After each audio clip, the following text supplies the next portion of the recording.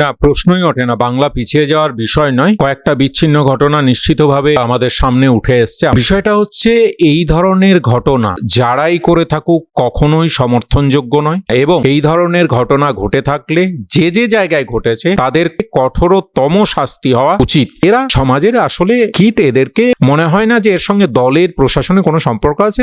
সারা ভারতবর্ষের মধ্যে কলকাতা কিন্তু এনসিআরবি রিপোর্ট অনুযায়ী মহিলাদের জন্য সব থেকে সুরক্ষিত শহর। মদনবাবু একজন সিনিয়র নেতৃত্ব, তিনি কি বলেছেন তার পাল্টা মন্তব্য আমি করব না।